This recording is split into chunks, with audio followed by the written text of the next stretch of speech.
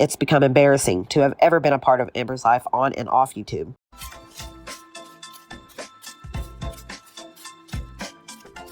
Beck reacts to a video of Karina describing what Amberlynn said about Beck during her live stream. She decided to totally go off and say things about Beck. And she says she has a lot of dirt on Alexis. I love how anytime she has a falling out with somebody, she's just like, I have so much dirt on that person. I have this and that. No, she doesn't. Beck's on to Amberlynn's game. It's just a fear tactic for her to silence people because she doesn't want to have people see that side of her. And so she doesn't have to take accountability for her actions. Beck adds, if there weren't things that you did wrong, then you wouldn't be needing to threaten people into silence. The reason behind the public lies? I feel like with Amber, she is trying to weaponize her audience into going after people that she's trying to keep silent. Beck explains how Amberlynn tries to deflect from her actions against Beck by saying, she says, but it takes two to tango. By saying that it takes two to tango, you are admitting that you did wrong, but you're not being specific about what or taking any accountability for it. Meanwhile, I will take accountability for the things that you said that I did wrong in the relationship. Beck lists off a few things that Amberlynn has complained about in the past, but kind of implies that they were Amberlynn's faults. I know I wasn't very affectionate. I didn't call you pet names fast enough. Fast enough, meaning Amberlynn was rushing Beck into a relationship in the beginning. Because Amberlynn was like, you better figure it out because I got...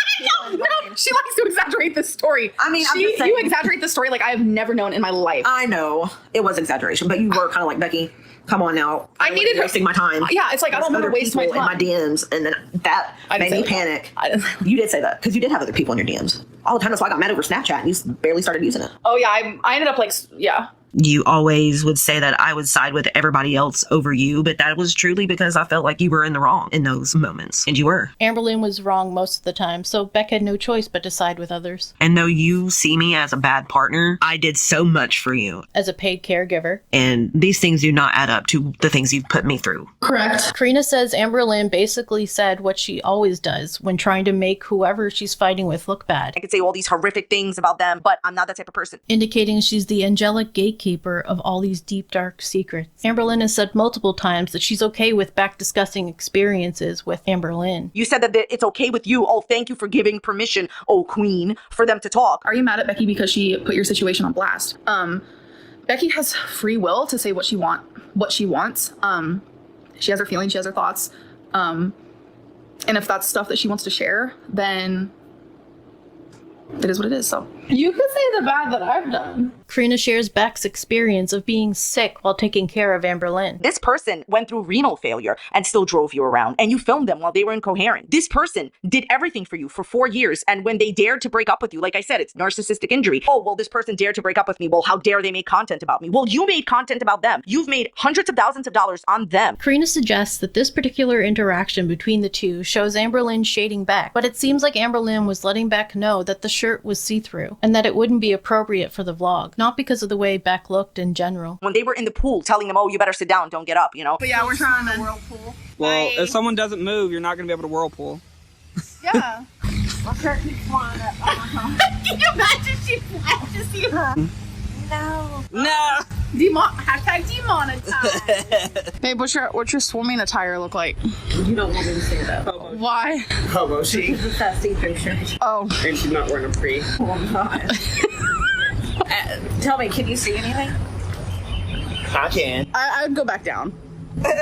Because it's see-through when it's not wet, so I can't imagine. Karina says Beck gave up a real relationship to be with Amberlynn. They gave up a real relationship, okay? They gave up certain things in relationship that you guys were not doing for years on end. But let's face it, it was Beck's decision to stay committed to Amberlynn instead of looking elsewhere. And once they did break up, Beck took the time to heal rather than jump into another relationship like Amberlynn did and continues to do so. Members of their family are no longer with us, and they gave up time with them for you. And yes, everybody makes their own decisions. When it comes to the time that Beck missed out with family members, it would have been awful trying to see them while being a 24-hour caregiver to an angry woman. I truly, honestly feel like I was obligated to do so because she didn't have anybody else in her life. Like she had burned every single bridge of every other person in her past. She had no one but me and the people around me, and she took all of us down with her. Amberlynn was able to convince Jade that moving in with her would be a good idea, so she wouldn't be alone. When Jade left, she had a good enough relationship with her mother that she was able to convince her to help care care for her if she moved to Oklahoma to be close to her. Beck has another reason for not wanting to leave sooner. I felt that if I had left, that the animals wouldn't get taken care of, and I already knew that Amber could not take care of herself. Beck goes into detail about the things that Amberlynn needed help with. In one of my last lives with Amber, you guys heard me say, "Who's the one that's been wiping you?"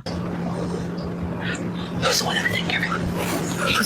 Come here. Come here. Yeah. Such a fucking lie. Oh my god. That is not. No, I don't take care of Amberlynn. You know, Amberlynn is wonderful. She is so strong. She does it all by herself, I'll be honest. Obviously, I didn't mean for anybody to hear that, but you guys did. I'd only said that because I was just so frustrated in that moment because she kept acting like I hadn't done anything for her. And how wonderful Jade was compared to Beck. Wifey meal prepped for me. Well, us. And I'm just like, why are you so perfect? At one point, she said that I didn't do any caretakery things for her, so I didn't feel like a caretaker. But I did start to feel like a caretaker, and I'd felt like one since we had lived with Eric and Ricky. With good reason, as Beck will get into here. So that's where the whole wiping thing started, was when we were living with Eric and Ricky. And that didn't stop until the day we broke up. That must have been difficult for Amberlynn to take care of herself while trying to convince us that she never needed Beck. I would do all of the housework, all of the cleaning. I would help her try to maintain her hair because it would get matted. Amberlynn has always had an issue with taking care of her hair, even though she likes to grow it out long. My hair was pretty long, and I never really took care of it, neither did my parents, and I would form really big knots in my hair, and obviously I was a little girl and didn't enjoy the pain of it being brushed. So I had to cut my hair in a bob. Here's something else Beck did for her. And I would help her wash the back of her neck because she would wear chokers and it would rub on the back and like stain it. So I'd try to help her get the stain off. Y'all be proud. I didn't buy a single thing, saving that money. Like, I saw so many things I wanted, but I was like, I'll be here again. All I'm doing is shopping. Shopping. Spending money. I have the money, but I need to start being strict with myself. Trust me, I read your comments. In conclusion, Beck has this to say. So while I wasn't perfect, I did do my best, and none of that excuses the things that you have said about me and the lies you have told. And none of that makes our experiences equal. Someone who is close to Beck is Rarity. I just found out today that she lost Rarity, and that breaks my heart. Amberlynn lost her in Wisconsin while playing house with her girlfriend Salami. Amberlynn was supposed to take care of her 3 pets and Emily's 3 pets, and it wasn't a job Amberlynn could handle. Reminiscent of taking care of her roommate's puppy and Destiny's cat, letting both out with only one of them coming back. Rarity was very special to me. Rarity was like my little shadow toward the end. She followed me everywhere I went. Oh, here's my baby. Hi, baby. Hi, baby. Yeah, that's my girls. I love you. She's literally the best. Aren't you, baby? I love you. Yeah, I do. It was hard to even leave her. And I know when Amber talked about moving to Oklahoma, she was scared that she could only find a place that allowed 2 animals. So she considered giving me Rarity. Which is kind of funny because the 2 weren't on good terms as far as we knew. But that's not what ended up happening. And I sometimes wish that I would have gotten her because now who knows where Rarity is. My cat Rarity is missing, and I have done nothing but cry. Amberlynn indicates here that she has access to Emily's home camera via an app. Tommy already has like cameras like outside of her house, like security cameras, but we've now also put them in places where like Rarity could be, and like I don't know, and I have the app on my phone, so I keep checking like over and over. I've done everything to make sure my pets are always loved. Here she continues to talk about Rarity in the past tense. Like she loved here, and like her and Tommy were so sweet. Like Rarity would like sleep on top of her, and like they would play like Rarity genuinely loved here, and all the cats go along. Rarity was my literal life, and like you guys know how much she loved me too. Fucking Tommy loved her too. Like it's just so sad. Like I just want her to come back.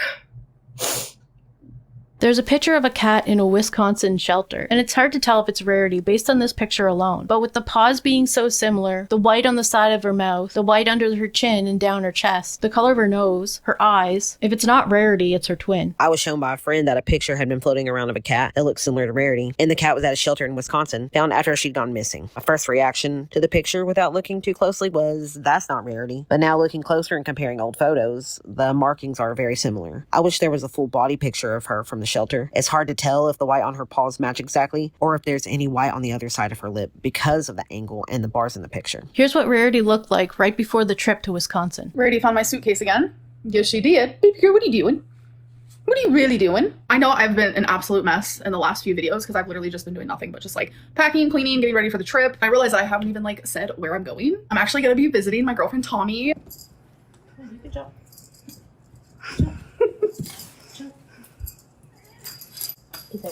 Rarity loves toys. Wasabi, not so much.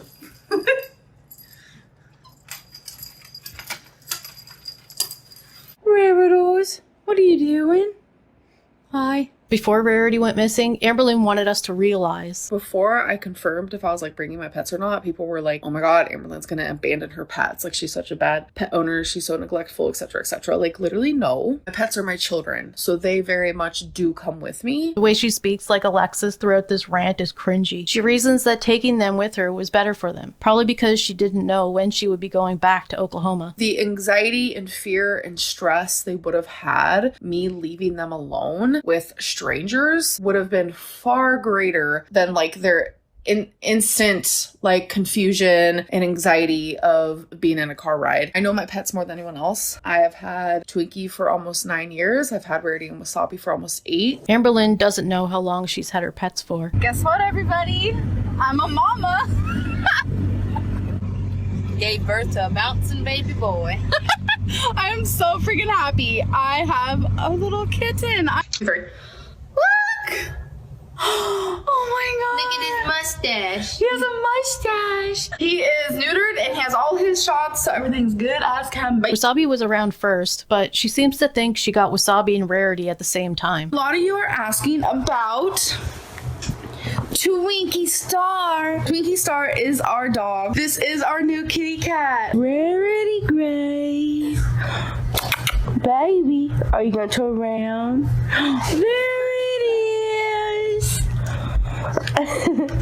Oh my gosh, she's so cute and playful. They are my children. They are my everything. And I'm not going to leave them. Never.